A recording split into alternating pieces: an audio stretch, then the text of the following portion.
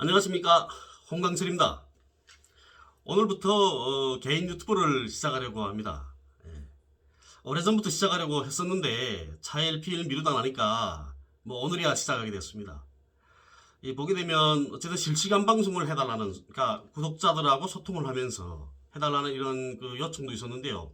왈가왈부에서는 하기가 좀 조건이 안 좋습니다. 그럴 조건이 못 됐고요.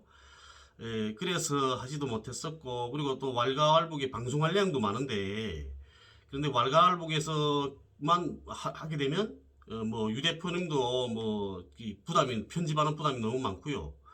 그래, 찍을 건 많고 이런데, 그래서 이거 개인 방송은 이제는 시작해야 되겠다 이렇게 생각이 들었죠. 그래서 시작하게 됐습니다. 오늘은 첫 방송이기 때문에 앞으로 이 방송에서 어떤 문제들을 다룰 것인지, 그리고 또 이 방송이 원하는 이런 궁극적인 목표가 무엇인지 여기에 대해서 이야기해 드리려고 합니다. 우선 방송 제목은 정북방송이라고 달았습니다. 발을정자, 북녘북자를 써서요. 정북방송 이렇게요.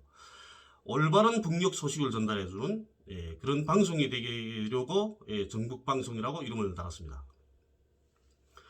지금 그 유튜브 시장에 보게 되면 많은 이런 탈북민 유튜버들이 있죠. 100명도 넘는답니다. 그런데 그 속에도 또 보면 구독자 10만이 넘는 유튜버들도 꽤 되고요. 주로 보면 이렇게 탈북 여성 유튜버들 같은 경우에는 그 유튜브 시장에 쉽게 안착이 되더라고요. 보니까 탈북자 사이에서도 또 보면 인지도가 좀 있고 또 남한에 온 지 오래되고 이런 사람들도 구독자 수가 10만이 넘어가는 사람들도 꽤 되고요. 안찬희 같은 경우에 19만 되고, 강명도도 46만, 정승사는 38만, 강철한 17만, 김은강 15만, 이 정도 됩니다. 그리고 또 젊은 그 탈북 남성 유튜버들, 그런 사람들도 있더라고요. 박유성이 같은 경우에는 한 12만 정도 되고요. 그런데 이렇게 탈북 남성 유튜버들은 방탄소년단도 아니고 아이돌 출신도 아니고 이러니까 유튜버 시장에 안착하기가 정말 힘든 것 같습니다. 박유성의 경우에는 보게 되면 이렇게 먹방하는 동영상들이 있더라고요. 그런데 그런 동영상들은 조회수가 몇 천회 정도밖에 안 나오지 않았습니다. 그런데 북한 관련 이야기, 그것도 이 시국에 북한 갔다 오면 생기는 일, 또 제2북 탈북자들은 잘 살고 있나요? 그들이 삶을 모두 알려드림, 이런 제목을 단 그런 방송 같은 경우에는 76만 회, 목숨 걸고 한국에 왔어요. 하면 61만 회 이렇게 찍었더라고요. 김일성 종합대학에서 유학 나왔다가 남한에 왔다는 진액이라는 애도 있죠. 그 애도 다시 북한에서 태어나면 차라리 죽여주세요. 이런 제목을 달았는데 그 방송은 44만 회를 기록했습니다. 진액이라는 애는 아시죠? 북에서도 잘 살았다면서요. 그런데 다시 태어나면 북한에서 다시 태어나면 죽여주세요 하고 방송을 합니까? 예? 그런데 이렇게 자극적인 그런 그러니까 제목을 달고 방송을 해야 조회수도 나가고 구독자 수도 오르는 겁니다. 그러니까 자꾸 거짓말이라고 하더라도 자극적인 이야기를 계속해서 만들어서 방송을 해야 되는 거죠. 그런데 이 사람들이 공통점이 뭐냐면 보게 되면 종편이나 방송에 출연해서 얼굴을 알리고 그리고 또 유튜버를 시작한다는 겁니다. 유튜버를 시작하는 거죠. 방송에 나가자면 사람들이 관심을 끌 수 있는 이런 자극적인 소재들이 있어야 되죠. 그러니까 거짓말을 만들어내야 하는 겁니다. 우리 탈북민분들은 북한도 사람이 사는 세상이고 여기 남한에서 일어나는 일과 똑같은 또 사람이 사는 곳에서 일어나는 모든 일들이 일어나고 있다는 걸 잘 알고 계십니다. 북한에도 토막살인도 있고 사기꾼도 있고 부패한 간부들도 있고 바람도 피우고 그리고 또 이혼도 하고 패싸움도 하고 탈냉병도 있고 사람이 살아가는 건 남한 사회와 별반 다를 게 없다는 걸 말입니다. 그리고 고난의 행군 그 어려운 시기에 어떻게 살았고 또 개울 같은 이런 두만강과 압록강을 건너가게 되면 정말 1분이면 되는데 거기만 건너가면 배불리 먹을 수 있었지만 자식들과 사랑하는 자식들과 남편들을 버릴 수 없어서 소토지밭을 읽어서 농사를 짓고 또 두부밥 장사, 인조고기 장사를 하면서 떼약볕을 맞으면서요. 대학 뱃속에서 두부밥 장사, 뭐 인조고기 장사를 하면서 그러면서도 고향을 떠나지 않고 있다가 정말 할 수 없어서 정말 강을 건너지 않으면 안 될 이런 상황이어서 눈물 흘리면서 고향을 떠나던 그런 생각. 그리고 또 중국에 넘어가서도 마음에도 없는 이런 중국 남자한테 시집을 가서 그 중국 남편을 꼬드겨 가지고 한 푼이라도 더 달래서 고향에 있는 남편과 아이들에게 보내주더니 고향에 있는 남편이 다른 여자와 산다는 걸 알면서도 아이들 때문에 돈을 보내주더니 그리고 아이들을 남한으로 데려오면서도 그 남편만은 데려오고 싶지 않았지만 아이들이 아빠가 가지 않으면 우리도 가지 않는다고 해서 그렇게 미운 남편이라도 할 수 없이 데려오더니 그 남편 때문에 국정원에서 간첩으로 몰려서 고생하고 또 많은 경제적 불이익을 입던 일. 이런 사연들은 정말 눈물 없이는 들을 수 없는 그런 이야기들입니다. 그런데 여기서 가장 중요한 건 뭐냐면 자존심입니다. 자존심. 한 가지만 실례를 들어서 이야기하면 사람의 마음이 이런 겁니다. 사람마다 물론 다 다르긴 하겠지만 보편적으로 이렇다는 거죠. 지지리도 못 살던 집에서 자라난 그런 아들이 잘 사는 집 딸에게 장가를 들었습니다. 근데 어느 날 가정싸움이 붙었습니다. 그래서 헤어졌습니다.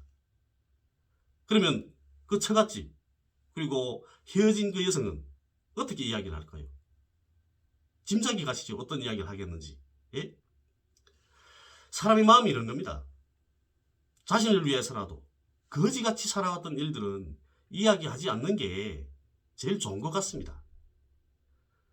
북에 아시지 않습니까? 우리 탈북민분들은. 예? 한 개 도시에 꽃제비 몇 명이나 됩니까? 어느 여성 꽃제비가 출신이 꽃제비 이야기를 하면서 돈을 벌고 방송에 출연하고 유튜브를 하고 이렇게 살아가니까 저저마다 또 꽃제비였다고 합니다. 누구는 또 경력을 위장해가지고 북에서 무슨 큰 간부를 했다고 하면서 돌아다니면서 돈 버니까 또 어떤 여성은 자기는 북에서 김정숙 여사 역을 한 북한의 1호 배우였다.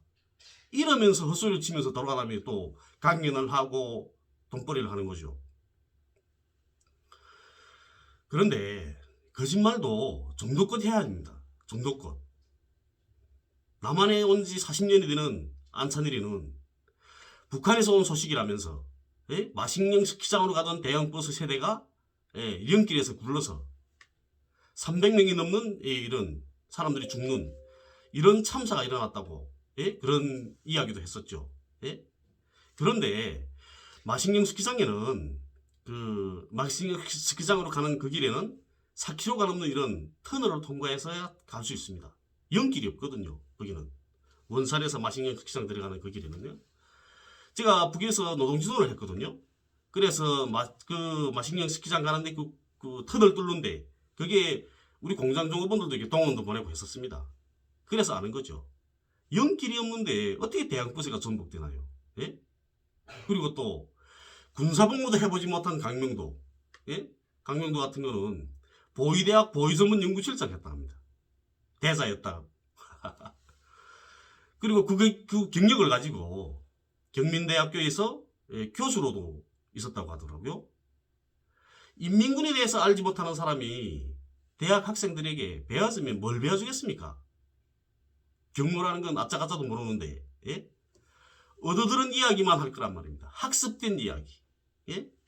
강명도의 강의를 들은 사람들은 강명도의 거짓말 그대로 북한을 인식할 겁니다. 강명도는 또 가짜설로도 유명하죠. 김정은 가짜설, 이설주 가짜설, 김경희 가짜설. 강명도는 돌아가면서 가짜입니다. 가짜설 퍼뜨리는 거죠. 이런 거짓말은 우리 사회에 절대로 도움이 되지 않습니다. 물론 저는 북한을 눈 아래로 보려고 하는 그 마음들을 잘 압니다. 그런데 지피지기면 백전불태라고 했습니다. 이건 군사복무를 한 사람이라면 누구나 알고 있는 손자병법의 내용이죠. 적을 알면 100번 싸워도 이기고 적을 모르면 100패한다. 우리 대한민국은 국방장관 청문회에서 북한이 주적이냐 아니냐를 가지고 따지는 그런 국가입니다. 그런데 대한민국에서 주적인 북한에 대한 거짓 정보를 제공하는 행위들은 이런 건 이적행위죠. 이적행위인 겁니다. 그런데 북한은 그런 나라가 아니다. 이렇게 가장 정확한 정보를 제공하는 사람들을 보고는 뭐라고 합니까? 종북이니 간첩이니 하면서 비난하고 공격하는 거죠. 어젯날이 북한을 알아야 오늘날이 북한도 알 수 있고, 그리고 또 내일이 북한도 알 수 있습니다. 그래서 저는 우리 정북방송 홍강철 TV에서 어제의 북한과 오늘의 북한, 그리고 또 내일의 북한에 대해서 제가 알고 있는 한에서, 제가 판단할 수 있는 한에서 가장 정확하고 중립적인 위치에서 이 방송을 하려고 합니다. 그리고 저는 북에도 자녀들이 있고 남에도 딸이 있습니다. 북에 있는 애들은 어머니도 있고 친척들도 있거든요. 그러니까 아버지가 없다고 해서 외롭지는 않죠. 그런데 남한에 있는 우리 민지는 앞날을 민지 앞날을 이렇게 생각할 때면 정말 제가 잠이 오지 않습니다. 우리 부부가 없게 되면 민지는 의지가지 할 데가 없는 거죠.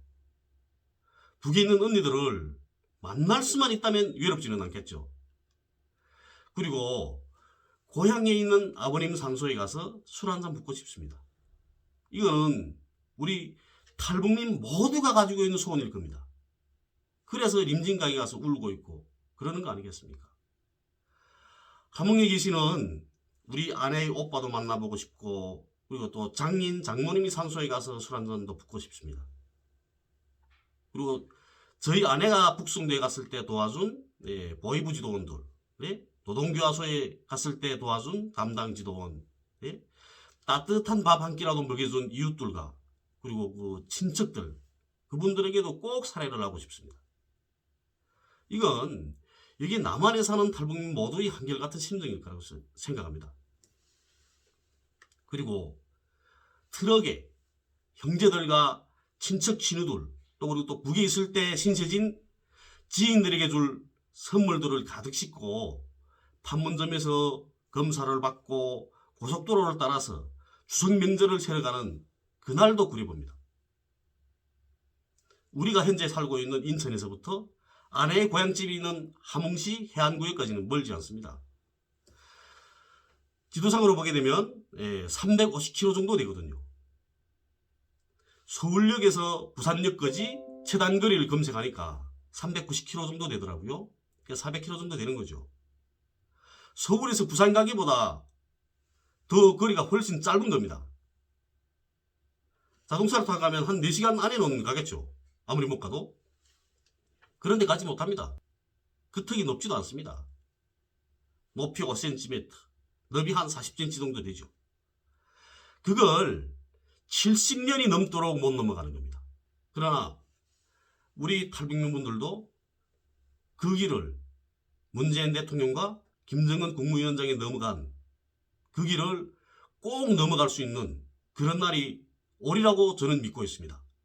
그리고 또 그런 날을 만들기 위해서 이 방송도 하고 있고 열심히 노력하고 있습니다. 그런데 그런 날이 오자게 되면 서로를 헐뜯지 말아야 합니다. 서로 화해하고 협력해야 그런 날이 올 수 있습니다. 그러자면 우리 탈북민들이 맡고 있는 책임이 적다고 할 수 없는 겁니다. 남북이 서로 화해하고 협력할 수 있는 그 나라를 만들기 위해서 남북을 모두 살아본 우리 탈북민분들이 앞장에 서서 진실을 이야기해야 합니다. 이 방송이 우리 국민들과 국제사회가 북을 정확히 이해하고 알아가는 이런 계기를 만들 수 있는 그런 훌륭한 방송이 될 수 있기를 바랍니다. 구독과 좋아요 아시죠? 꼭 부탁드립니다. 감사합니다.